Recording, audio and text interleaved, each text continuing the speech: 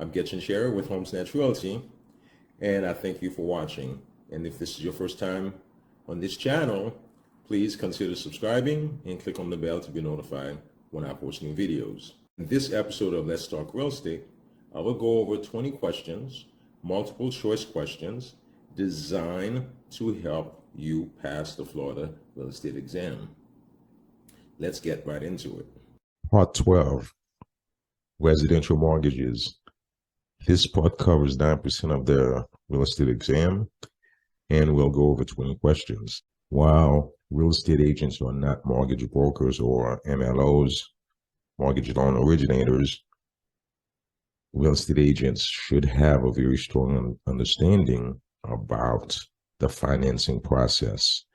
And this is what we'll talk about somewhat within the next two parts, part 12 and 13. If you take into account that 90% of all real estate transactions take place using some form of financing, you can understand the importance. Actually, financing is the backbone of the real estate business. So let's get started. Number one, a mortgage is a blank. Well, a mortgage is a pledge of security. So the question begs, what is a mortgage? Well, contrary to what most people believe when they're buying a house, they're getting a mortgage from the bank. That is not necessarily what occurs. Actually, the bank gives the buyer, the home buyer, a loan, and the home buyer, the owner, gives the bank a mortgage. It's a pledge, it's a security. It's, in other words, it's the collateral that you use to secure the loan. Number two, the instrument that contains the amount of the loan, interest rate, payment provisions, and other terms of the loan is the blank. Well, that is called a promissory note. The promissory note is what the home buyer signs, giving the bank the assurance that the homeowner understands the terms of the loan. Number three, the clause in the mortgage that protects the borrower's interest and requires the lender to acknowledge performance by the borrower is the blank clause. This is called the deficiency clause. The deficiency clause is what, in other words, now, anyone is free to engage into any contract. However, the law requires the bank to have a deficiency clause in it. What is a clause? A clause is simply the element that is discussed. There's a header and then you have the discussion. Well, the deficiency clause simply says whenever the person is making the payments on time, the bank cannot move for foreclosure. That is it. It protects the borrower and it prevents the lender from foreclosing because the lender has certain conditions in there. So missed payments, for example, would be a condition. If a person missed a number of consecutive payments, the bank can move to foreclose on the property. Well, in this case, the law prevents that. The law says whenever a person makes a payment, the bank must acknowledge that. Number four, blank is the difference between the current market value of the property and the amount the owner still owes on the mortgage.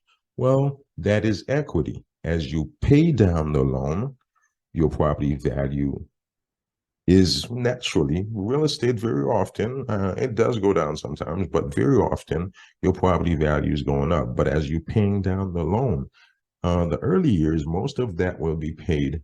You will be paying the interest. But over time, the longer you pay the loan and the property value goes up. So the difference between what you owe and the value of the property, we call that equity. And people can tap into that using a home equity loan or a HELOC, which is a line of credit. Number five, a blank is the primary claim on a property which takes precedence over all other subsequent or junior mortgage claims. Well, that is the first mortgage. So the bank that provides the first loan to buy the property has the first mortgage. So they have priority. Number 6, foreclosure is blank of the mortgage. Well, that is enforcement. A foreclosure is enforcement of the mortgage. So the bank, if the homeowner defaults, the bank will go to court and foreclose. Foreclose meaning silent title in the current owner and getting title, legal title of the property, so that way they can dispose of the property and recover the loan, the funds that they loan out. Number 7, a blank is a personal debt based on the promissory note. Well, that is a deficiency judgment. A deficiency judgment would be a personal debt. What is a deficiency judgment? So let's say a person defaults on the loan and the bank forecloses, successfully forecloses, and the bank was unable to sell the property for the full balance of the loan. So the sales of the property generates less than the amount owed. So therefore, the bank can go after the homeowner in court, in civil court, for judgments, deficiency. It's less than what they owe, so they still owe the money. Simply put, if I owe the bank $450 and they're $450,000, and the bank foreclosed on me, and the bank sells the property for $400, well, there's a deficiency of $50,000. Well, the bank can come after me for that $50,000. Number 8, when a lender allows a new borrower to take responsibility of a mortgage and note and releases the original borrower from liability from the mortgage and note, the process is called, well, that is called an assumption with novation. On occasionally, there might be times when interest rates were a little lower and someone can, when they're buying the property, whoever owns the property had a better interest rate. Well, if the person wants to assume that person's loan balance, well, the original owner, the seller, is going to want a novation from the bank. That is releasing them. A novation is basically releasing the original borrower from any liability for the debt, because the bank is basically saying, listen, I've qualified this borrower and I'm transferring your debt to this borrower. So now you're no longer responsible to pay back the debt. The new borrower is the one that's responsible. So it's assumption with novation. Number 9, if a buyer were to take over the balance of an existing mortgage in such a way that the seller remained solely responsible for the deficiency judgment, the property was sold blank. Well, in that case, the property would have been sold subject to the mortgage. So, for example, if you're basically buying the property, you're saying, hey, listen, here's your money. I am buying the property. I want it free and clear of all lien. So you're buying subject to the mortgage. The original owner, the seller, still is responsible for the mortgage. That is simply that. Number 10, the right of a borrower to cure default prior to foreclosure is called the blank.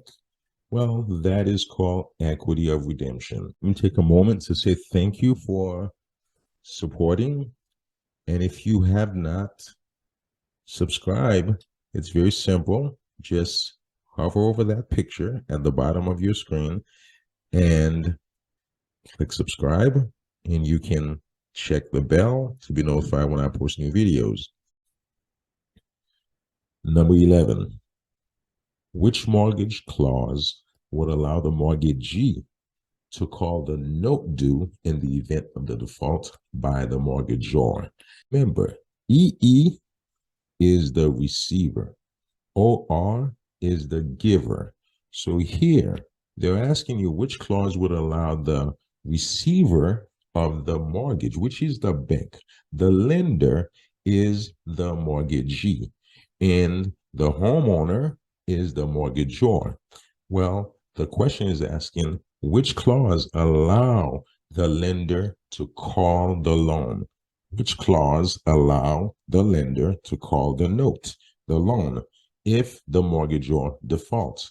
Well, they call that acceleration. So think of acceleration when you are driving, you're accelerating, you're speeding up. You're speeding up the loan, the due date. So a person is late, the bank is calling the note. Number 12. In a lien theory state, what is the ownership status of the mortgagee? Well, let's dissect this. In a lien theory state, think of who's the mortgagee. Well, the mortgagee is the bank.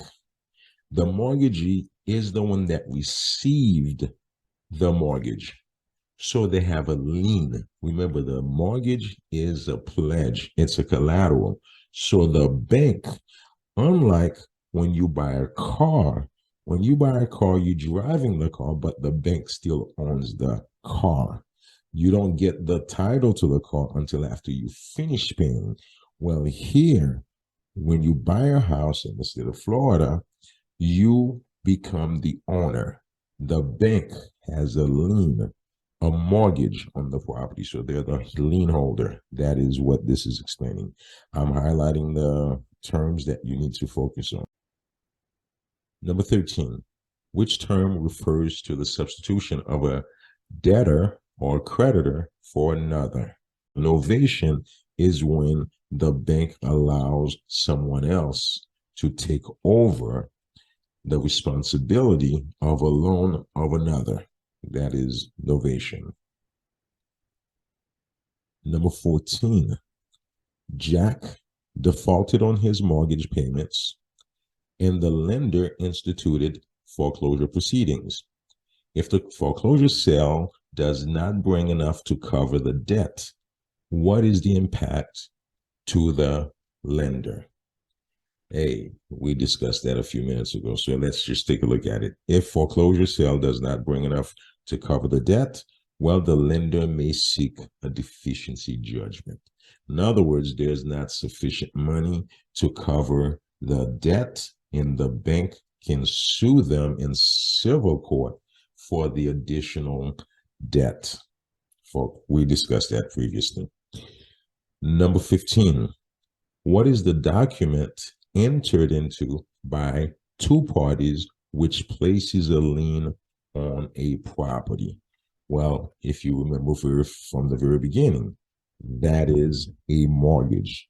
Remember, the homeowner is the one that gives the bank the mortgage. The bank gives the homeowner a loan.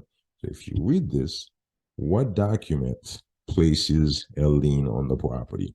That is the mortgage. Number 16, what should a valid mortgage contain? Well, a valid mortgage, well, we discussed that in part 10, legal descriptions. Remember, I shared with you, and if you haven't seen that video, I suggest you watch the rest of them, because the idea here is to build upon the different topics. So a legal description is a unique identifier for a piece of property, a piece of land, a parcel of land. So here, it is better to have the legal description instead of the address. You should have the legal description to prevent confusion. Number 17, in the event of a foreclosure of an income-producing property, who may collect rents? Well, here, that would be a receiver. So, in foreclosure, who collects rent? Well, here, that is the receiver. So if there is an income-producing property, in other words, if a person has a debt, a loan on a property that is being used for commercial, for investment purposes, or let's say a duplex, a triplex, a fourplex, and the person is collecting rent, so it's income producing, but they're not paying the bank their money. But what would happen during the foreclosure process, the bank will want to stop the bleeding. So the bank will ask the court to assign a receiver. Number 18, recording a mortgage is which form of notice? Well, that would be constructive notice. Is the best form of notice. That is the legal notice. Number 19, when the mortgagor fulfills all his or her obligations under the note, what clause protects his or her right to the property?